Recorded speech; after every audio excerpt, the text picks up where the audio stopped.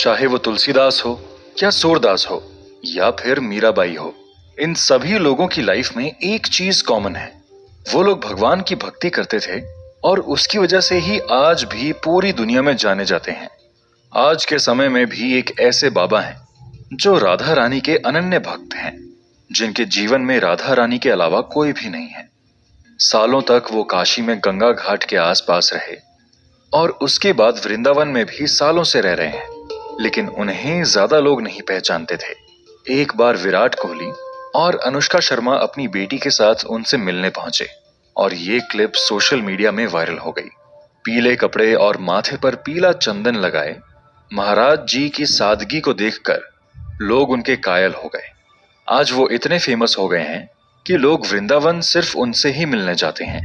जी हाँ दोस्तों, आज हम वृंदावन के प्रेमानंद महाराज की बात कर रहे हैं। महाराज जी का जन्म कानपुर जिले के अखारी गांव में एक बेहद ही सात्विक ब्राह्मण परिवार में हुआ था। प्रेमानंद जी के बचपन का नाम अनिरुद्ध कुमार पांडे है। उनके घर का पूरा माहौल ही भक्ति भाव से भरा हुआ था। उनके दादाजी ने संन्यास ग्रहण किया था, फिर उनके पिताजी श्री शंभू पांडे ने भी बाद के दिनों में संन्यास ग्रहण कर लिया था। वहीं उनकी माता श्रीमती रमा देवी भी भगवान की भक्ति में ही लीन रहती थी। माता और पिता दोनों मिलकर संतों की सेवा किया करते थे। उनके बाद उनके बड़े भाई श्रीमद् भगवत का पाठ करके पूरे घर को सुनाया करते थे। इस तरह से आध्यात्मिक माहौल में रहने के कारण प्रेमानंद जी के मन में भक्ति के बीज पड़ चुके थे। इसलिए वो खुद भी बहुत प्रकार की चालीसा का पाठ करते थे। जब वो महज 5वीं क्लास में थे तो उन्होंने गीता प्रेस प्रकाशन की श्री सुख सागर गीता पढ़ना शुरू कर दी थी। इन सब चीजों की वजह से ही कच्ची उम्र में ही उनके मन में लाइफ को लेकर बहुत से सीरियस सवाल आने लगे थे। उनकी लाइफ का पर्पस क्या है? अगर उनके माता पिता मर गए तो उन्हें प्यार कौन करेगा? क्या उन्हें कोई हमेशा प्यार कर सकता है? उन्हें अपने स्कूल लाइफ पर भी डाउट होने लगा। उन्होंने खुद से क्वेश्चन किया कि क्या स्कूल जाकर उनके स्पिरिचुअल गोल कंप्लीट हो सकते हैं? इन सभी क्वेश्चंस के आंसर्स जानने के लिए उन्होंने श्री राम जय जय राम और श्री कृष्ण गोविंद हरे मुरारी जाप करना शुरू कर दिया। 9वीं कक्षा तक आते आते उनके अंदर स्पिरिचुअल एनलाइटनमेंट की भावना इतनी ज्यादा आ चुकी थी कि उन्होंने अपनी पूरी लाइफ भगवान के लिए डेडिकेट करने के लिए सोचा। उन्होंने इसके लिए घर भी त्यागने का फैसला लिया। उन्होंने ये बात अपनी माँ को बताई और जब उनके पिताजी को ये बात पता चली तो उनके पिताजी उनको एक गुरुदेव के पास लेकर गए। उन गुरुदेव ने कहा कि सिर्फ 1 हफ्ता इस बालक को मेरे पास छोड़ जाओ। सिर्फ 1 सप्ताह बाद ही ये भाग कर घर वापस आ जाएगा और अगर ये वापस नहीं गया तो मैं इसे मंत्र दे दूंगा। पूरे 1 सप्ताह तक गुरुदेव उन्हें हर प्रकार के आश्रम के काम करवाते थे, चाहे वो खाने का इंतजाम करना हो या रात को सोने का प्रबंध। लेकिन जब आश्रम में कहीं से खाने के लिए पेड़े या दूसरी मिठाई आती थी तो उसमें से एक भी उन्हें नहीं दी जाती थी। उन्हें सिर्फ दिन में 1 बार शाम के समय खाने की अनुमति थी। दरअसल गुरुदेव को ऐसा लगता था कि ऐसा करने से प्रेमानंद जी डर जाएंगे और वापस घर चले जाएंगे, लेकिन वो अपनी धुन के पक्के थे। उन्होंने तय कर लिया था कि उन्हें भगवान की भक्ति करके ही पूरी जिंदगी गुजारनी है। इसलिए पूरे 7 दिनों वो पूरी शिद्दत से हर काम करते रहे।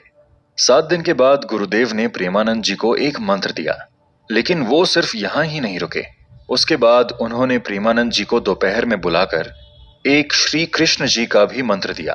वैसे तो अक्सर जाप करने के लिए एक ही मंत्र दिया जाता है, इसलिए जब प्रेमानंद जी ने गुरुदेव से पूछा कि उन्हें 2 मंत्र क्यों दिए गए हैं और क्या उन्हें दोनों ही मंत्र का जाप करना है, तब उन्होंने कहा कि श्री कृष्ण जी का मंत्र का जाप तुम्हें बाद में करना पड़ सकता है और ये बात तुम्हें बाद में पता चलेगी। हुआ भी कुछ वैसा ही। लाइफ के काफी साल गुजारने के बाद प्रेमानंद जी जब कृष्ण और राधा जी के प्रति आकर्षित हुए तो वो उसी मंत्र का जाप करने लगे। इस तरह से उनके गुरुदेव की बात सही साबित हुई। जब उनकी उम्र सिर्फ 13 साल की थी तभी उन्होंने एक टफ डिसीजन लिया। वो रात को 3 बजे अपना घर छोड़कर भाग गए। काशी जाने के बाद एक बार उनके पिताजी उन्हें वापस ले जाने के लिए भी आए, लेकिन वो अपने डिसीजन पर कायम रहे। वो सिर्फ और सिर्फ भगवान को अपना मानना चाहते थे। इसीलिए उनके पिता ने उन्हें कहा कि तुम्हारे बारे में कुछ भी गलत सुनने में नहीं आना चाहिए। तब उन्होंने अपने पिता को प्रॉमिस किया कि वो कभी भी गलत रास्ते पर नहीं चलेंगे। इस प्रकार से अपने बचपन में ही प्रेमानंद जी घर छोड़कर काशी आ गए थे। काशी आकर सबसे पहले प्रेमानंद जी ने जब नैष्ठिक ब्रह्मचर्य लिया तो उनका नाम आनंद स्वरूप ब्रह्मचारी रखा गया। बाद में उन्होंने संन्यास भी ले लिया, जिसमें उनका नाम स्वामी आनंद आश्रम रखा गया।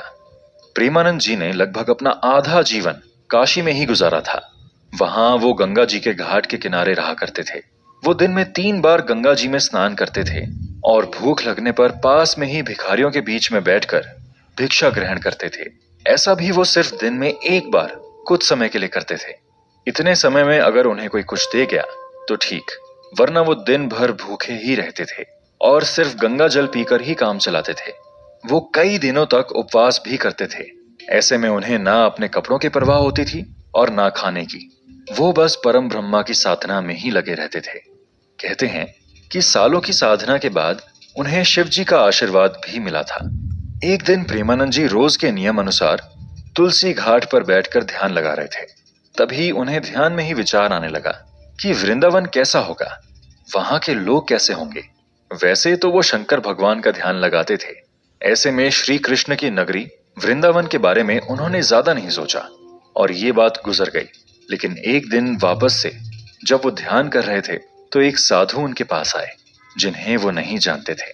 वो उन्हें बोले कि भाई जी, श्री राम शर्मा आचार्य ने काशी के कॉलेज में कुछ धार्मिक क्रियाक्रम का आयोजन किया है और जिसमें दिन में श्री चैतन्य लीला और रात में रास लीला का मंचन होगा। ऐसे में आपको भी साथ चलना चाहिए। प्रेमानंद जी को अकेले रहना ही पसंद था और भीड़ भाड़ में जाना बिल्कुल भी पसंद नहीं था। इसलिए उन्होंने उस साधु को कहा कि आप चले जाइए, मुझे जाने की जरूरत नहीं है। लेकिन वो साधु फिर बोले कि श्रीधाम वृंदावन से लीला करने कलाकार आए हैं, ऐसे में उन्हें भी साथ में चलना ही चाहिए। लेकिन फिर से प्रेमानंद जी ने मना कर दिया। लेकिन प्रेमानंद जी को लगा कि ये महात्मा इतना जिद क्यों कर रहे हैं, जरूर इसके पीछे भगवान शंकर की कोई इच्छा होगी। ये सोचकर वो उनके साथ चले गए। दिन के समय श्री चैतन्य लीला चल रही थी। उन्हें लीला देखकर इतना आनंद आने लगा कि वो रात में रास लीला शुरू होने से पहले ही पहुंच गए। उस दिन के बाद पूरे 1 महीने तक प्रेमानंद जी लीला देखने जाते थे। उन्हें भी ये पता नहीं चला कि कैसे 1 महीना निकल गया। अब उन्हें लगने लगा था कि कृष्ण और राधा जी की लीला देखे बिना वो नहीं जी पाएंगे। उन्होंने सोचा कि वृंदावन के कलाकार जब इतने अच्छे तरीके से लीला करते हैं तो वृंदावन में तो कितनी ही लीलाएं देखने को मिलेंगी। वो उन कलाकार लोगों के पास गए और उनसे रिक्वेस्ट की कि वो लोग उन्हें भी वृंदावन ले चलें। तब उस लीला के संचालक बोले कि भाई जी, ऐसा संभव नहीं है। लेकिन उन्होंने इतना जरूर कहा कि बाबा, आप एक बार वृंदावन आ जाइए, फिर बिहारी जी तुझे छोड़ेंगे नहीं। उस दिन के बाद से प्रेमानंद जी रोज की तरह ध्यान और बाकी काम तो करते थे, लेकिन उनका मन वृंदावन जाने को तरस रहा था। एक दिन तुलसी घाट पर वो ध्यान कर रहे थे। तभी संकट मोचक हनुमान मंदिर के बाबा युगल किशोर उनके पास प्रसाद लेकर आए और उन्हें दिया। पहले तो प्रेमानंद जी ने मना कर दिया क्योंकि वो उन्हें जानते नहीं थे।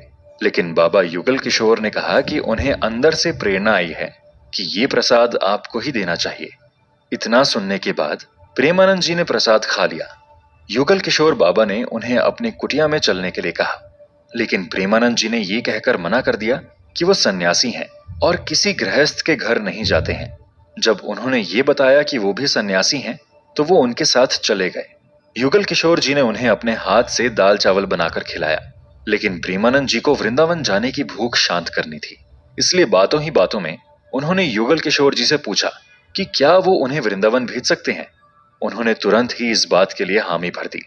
उस समय कोई डायरेक्ट रेलगाड़ी काशी से मथुरा जाने के लिए नहीं थी, तो महाराज जी युगल किशोर जी के साथ चित्रकूट आ गए, जहां दोनों लोग 3-4 दिन रहे और फिर चित्रकूट से युगल किशोर जी ने मथुरा जाने वाली रेलगाड़ी में महाराज को बिठा दिया। जब प्रेमानंद जी मथुरा जाने वाली ट्रेन में बैठे तो उन्हें 2 लोग मिले जो उनकी बातों से बहुत प्रभावित हुए। वो दोनों प्रेमानंद जी को कुछ पैसे देना चाहते थे, लेकिन उन्होंने नहीं लिए। ऐसे में वो दोनों उन्हें मथुरा में अपने साथ ही गेस्ट हाउस में रुकने की जिद करने लगे। वो उन लोगों के साथ चले गए, लेकिन उन लोगों ने प्रेमानंद जी को गेस्ट हाउस के बाहर ही रुककर थोड़ा इंतजार करने बोला। वो इंतजार करते रहे, लेकिन वो दोनों वापस उन्हें लेने नहीं आए। इतनी रात को ठंड में उन्हें अकेला देखकर एक आदमी जय श्री कृष्ण बोलकर उनके पास आया और उन्हें अपने घर ले गया, जहां उसने प्रेमानंद जी को ना सिर्फ खाना खिलाया बल्कि अपने घर में रात रुकने के लिए भी बोला। अगले ही दिन वो यमुना जी में स्नान करके श्री द्वारकाधीश के दर्शन करने गए। मंदिर पहुंचकर वो बस जोर जोर से रोए जा रहे थे। ऐसा लग रहा था कि जैसे बरसों के बाद कोई बच्चा अपने खोए माँ बाप से मिलता है। लोग उन्हें बस देखते जा रहे थे। भीड़ जमा हो गई थी।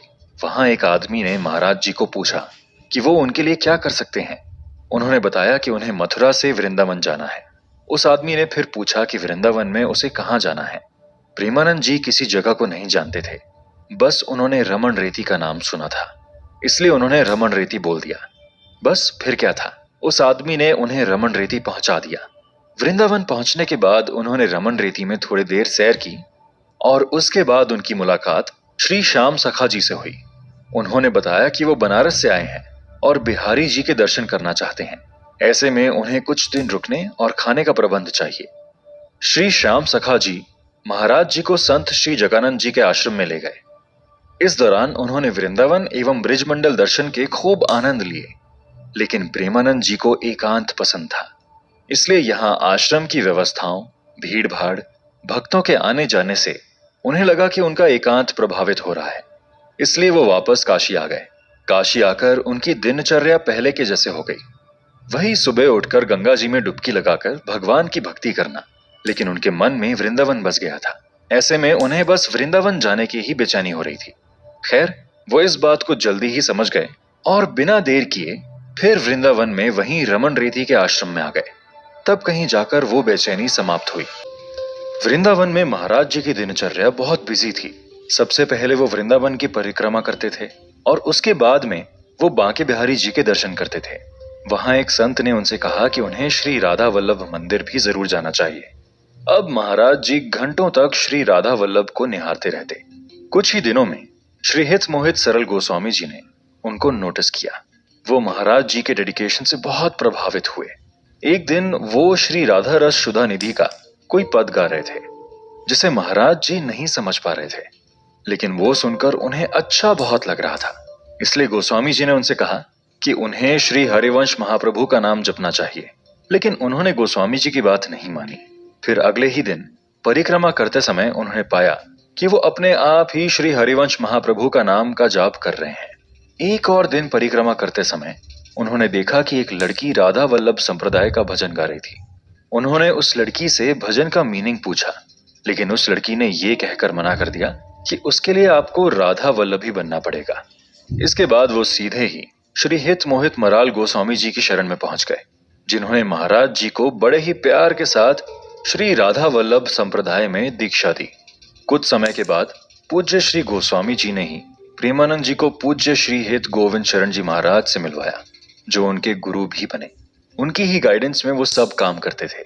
पूज्य गुरुदेव श्री हित गोविंद शरण जी महाराज सहचारी भाव में रहने वाले प्रमुख संतों में से एक हैं, जिन्होंने प्रेमानंद जी को भी पूर्ण सहचारी भाव एवं नित्य विहार रस में दीक्षा दी। अगले 10 सालों तक महाराज जी ने श्री हित गोविंद शरण जी महाराज के आदेश किए गए हर काम को पूरे डेडिकेशन के साथ किया। इसी की वजह से उनके मन में श्री राधा जी के प्रति निष्ठा बहुत बढ़ गई। वो एक बार वृंदावन में अपने गुरुदेव के साथ परिक्रमा कर रहे थे। रास्ते में थकान दूर करने के लिए एक पेड़ के नीचे दोनों बैठ गए। तभी गुरु का आदेश हुआ कि माधुकरी, जिसे भिक्षा भी कहते हैं, मांग कर लाओ।